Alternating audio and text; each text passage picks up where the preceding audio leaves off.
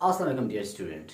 Again matrices chapter का एक और लेक्चर के साथ हम हाजिर हैं और आज के इस लेक्चर में हम कोशिश करेंगे कि inversion method and Cramer rule से हम लीनियर इक्वेशन को कैसे सॉल्व करते हैं।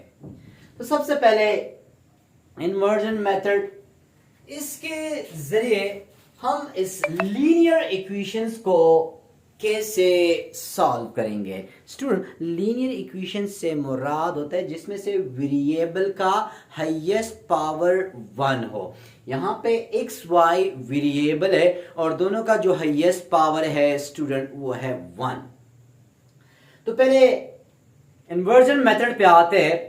सबसे पहले इन इक्वेशंस को मैं मैट्रिसेस के फॉर्म में लिखूंगा। स्टूडेंट, जो मैट्रिसेस फॉर्म में लिखने का जो अंदाज है, सबसे पहले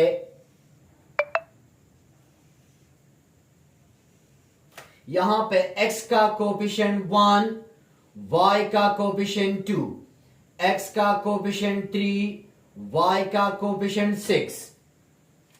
देखिए 1 2 3 6। फिर यहां पे x y वेरिएबल है तो यहां पे x वेरिएबल, यहां पे y वेरिएबल, फिर -13 एंड 11। सबसे पहले हमने लीनियर इक्वेशन को मैट्रिसेस फॉर्म में लिखा है। स्टूडेंट, यहां पे x का कोएफिशिएंट 1 तो मैंने यहां पे 1 लिख लिया, यहां पे y का कोएफिशिएंट 2 तो मैंने 2 लिख लिया। 1 2 3 4। फिर एक्स वाई वेरिएबल है तो x एंड y लिख लिया, -13 एंड 11। स्टूडेंट, अगर इस x y की जगह u v होता तो यहाँ पे u v लिखता। अगर यहाँ पे कुछ और वेरिएबल होते तो मैं यहाँ पे वो वेरिएबल लिखता। और इसके बाद हम इनको नाम देते हैं। इस मैट्रिक्स को नाम दे दिया A, इस मैट्रिक्स को नाम दे दिया कैपिटल X, इसको नाम दे दिया कैपिटल B। मकसद हमारा है कि x एंड y की वैल्यू मालूम करे और यहां पे x y को कैपिटल X से इंडिकेट किया हुआ है। तो इस इक्वेशन को हम कुछ यूं लिखेंगे कि कैपिटल X इज एक वहां पे शिफ्ट करूंगा तो लिखूंगा A इनवर्स B। अब मेरे पास B मैट्रिक्स, देखिए x मालूम करने के लिए हमें A इनवर्स और B का प्रोडक्ट चाहिए। अब B मैट्रिक्स तो मेरे पास है, यहाँ पे A इनवर्स हमें तंग कर रहा है। इट्स मीन कि पहले मैं A इनवर्स मालूम करूंगा और फिर जाके यहाँ पे प्लेस करूंगा और इन दोनों का प्रोडक्ट लूंगा। और चूंकि इससे पहले लेक्चर में हमने पढ़ा था बच्चे कि हमारे पास A inverse is equal to 1 by A determinant into adjoint of A। तो सबसे पहले हमारे पास जो A मैट्रिक्स है स्टूडेंट वो बराबर है 1 2 एंड 3 6। तो यहां पे इस A मैट्रिक्स का डिटर्मिनेंट मालूम करेंगे। इस A मैट्रिक्स का डिटर्मिनेंट हमारे पास आता है कि 1 मल्टीप्लाई 6 एंड 2 मल्टीप्लाई 2 3 are 6। तो स्टूडेंट यहां पे हमारे पास आ रहा है 0।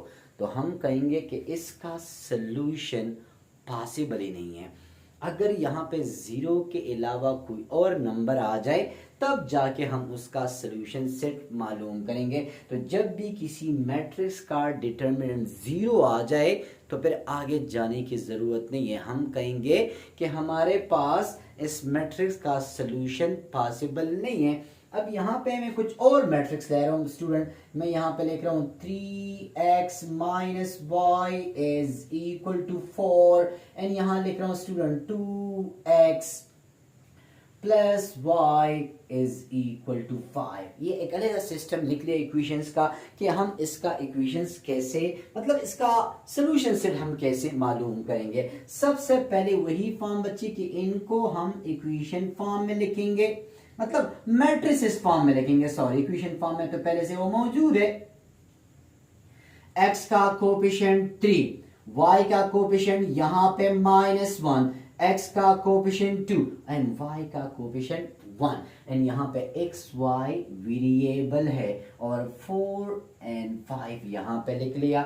अब इसको क्या नाम देंगे? इसको नाम दे दिया a, इसको नाम दे दिया x, इसको नाम दे दिया b। मुझे x की कैपिटल x की कीमत चाहिए क्योंकि यहाँ पे x एंड y अननोन है और उसको मैंने कैपिटल x से इंडिकेट कर दिया। सो कैपिटल x इस a को वहां शिफ्ट कर दिया। सो a इनवर्स b।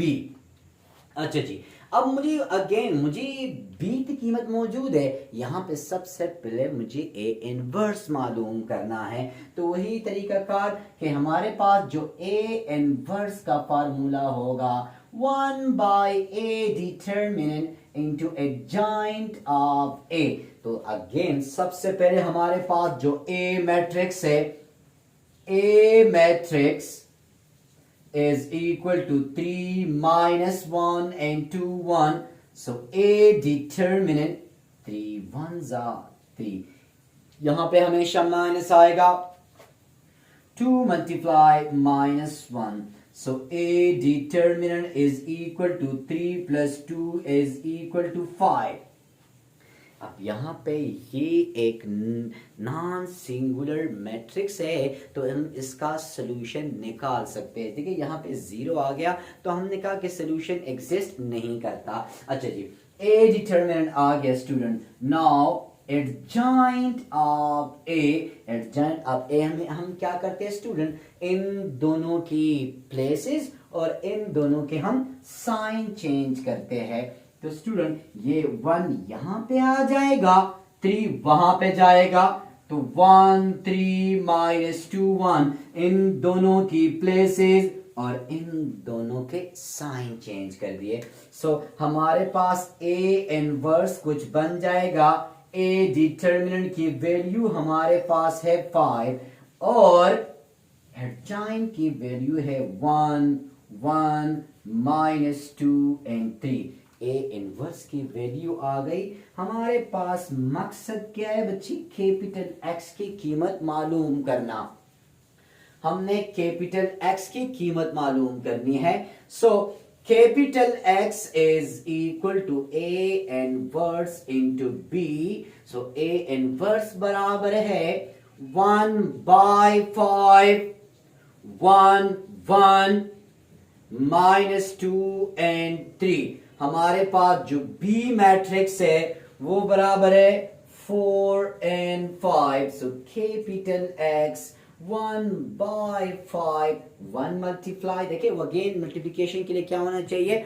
फर्स्ट के नंबर आप कॉलम, सेकंड के नंबर आप रो के बराबर आने चाहिए। अगर आप यहां पे देख ले तो मेरे पास 2 कॉलम है और यहां पे 2 रो है, तो इट्स मीन कि मल्टीप्लिकेशन पॉसिबल है। अगर ये बराबर ना हो तब हम 2 मैट्रिसेस को आपस में मल्टीप्लाई नहीं कर सकते। 1 मल्टीप्लाई 4 प्लस 1 मल्टीप्लाई 5, तो फर्स्ट रो का फर्स्ट कॉलम के साथ मल्टीप्लिकेशन हो गया। अब सेकंड की बारी, -2 मल्टीप्लाई 4 सो -8 प्लस 3 मल्टीप्लाई 5, तो क्या आ जाएगा स्टूडेंट? 15। सो हमारे पास यहां पे बच जाएगा 1/5, ये हो गया 9 एंड प्लस माइनस माइनस। अगर आप 15 से -8 सब्ट्रैक्ट करें स्टूडेंट तो आ जाएगा 7। कैपिटल X बराबर है स्मॉल x y, ये आ जाएगा 9/5 एंड 7/5। तो स्टूडेंट यहां पे x की कीमत 9/5 एंड y की कीमत आ गई स्टूडेंट 7/5। अब यही क्वेश्चन हम क्रेमर रूल से ट्राई करते हैं कि क्रेमर रूल से हम इस क्वेश्चन को कैसे सॉल्व करेंगे। अब क्रेमर रूल से ट्राई करते हैं कि क्रेमर रूल से हम ये क्वेश्चन कैसे सॉल्व करेंगे। स्टूडेंट हमारे पास इक्वेशन लिखने का अंदाज तो वही होगा। देखिए 3x मैं यहां पे लिख रहा हूं student, 3x minus y is equal to 4 and 2x plus y is equal to 5। First step तो वही की वही है कि हमने लीनियर इक्वेशन को मैट्रिसेस के फॉर्म में लिखना है। तो स्टूडेंट सबसे पहले x का कोफिशिएंट 3, y का कोफिशिएंट -1, x का कोफिशिएंट 2, y का कोफिशिएंट 1, फिर क्या आ जाएगा student, x and y is equal to 4 and 5। सबसे पहले हमने इसको मैट्रिसेस के फॉर्म में लिख लिया। अच्छा, अब नेक्स्ट में मुझे इस मैट्रिक्स को मैंने नाम दे दिया D। कोई भी नाम दे सकते हो, Z नाम दे सकते हो, X नाम दे सकते हो, किसी भी बंदे का भी नाम दे सकते हो। चलो सबसे पहले student D matrix is equal to 3 -1 and 2 1। अब सबसे पहले मैं इस मैट्रिक्स का डिटर्मिनेंट मालूम करूंगा। 3 1s are 3 and 2 multiply -1, बीच में हमेशा माइनस आएगा और स्टूडेंट ये हो जाएगा -2, सो माइनस माइनस प्लस, सो 3 + 2 से यहाँ क्या आ जाएगा स्टूडेंट, 5 आ जाएगा। अगेन अगर यहाँ पे 0 आ जाए तो स्टूडेंट हम लिखेंगे कि सॉल्यूशन डज नॉट एग्जिस्ट। अच्छा, अब यहां से जो क्रेमर रूल है वो इन्वर्जन मेथड से थोड़ा सा चेंज है। अब क्रेमर रूल में हम क्या करेंगे, क्रेमर रूल में मैं एक बनाऊंगा dx डिटर्मिनेंट, एक बनाऊंगा dy मैट्रिक्स, मतलब मैं लिख रहा हूं dx, एक लिख रहा हूं dy, मतलब dx dy मैट्रिक्स लिखा उसका डिटर्मिनेंट, लेकिन dx मैट्रिक्स कैसे बनाऊंगा और dy मैट्रिक्स कैसे बनाऊंगा। स्टूडेंट मुझे उस d मैट्रिक्स, अगर जिस मैट्रिक्स को मैं dx नाम दूंगा उसमें जो फर्स्ट कॉलम है उसको मैं 4 and 5 से रिप्लेस करूंगा। देखिए इस 3 2 की जगह मैं यहां पे लिखूंगा स्टूडेंट 4 and 5 and -1 1 अपने जगह पे कायम दायम। अब जब मैं dy मैट्रिक्स मालूम करूंगा तो फर्स्ट कॉलम को मैंने नहीं छेड़ना, 3 2।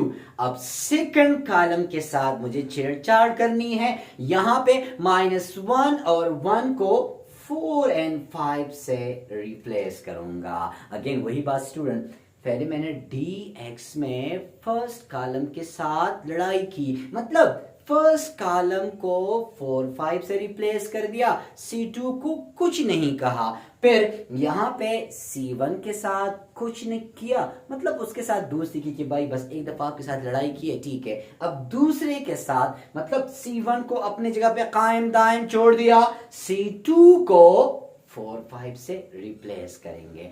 आगे क्या प्रोसीजर है स्टूडेंट, बहुत ही आसान।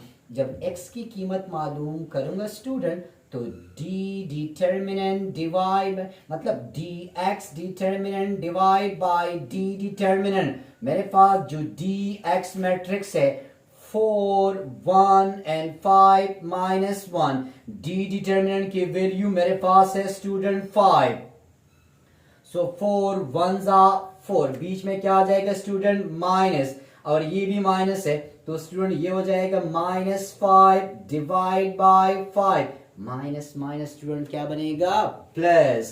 तो यहां पे क्या देखें, माइनस माइनस प्लस, तो 4 + 5 से क्या आ जाएगा स्टूडेंट 9/5।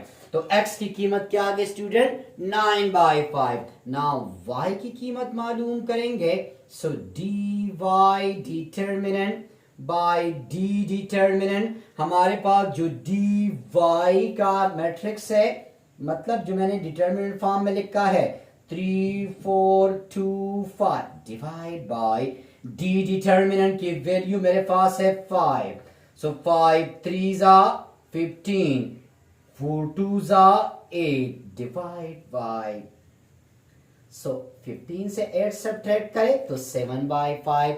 तो x की कीमत आ गई 9/5, y की कीमत आ गई 7/5।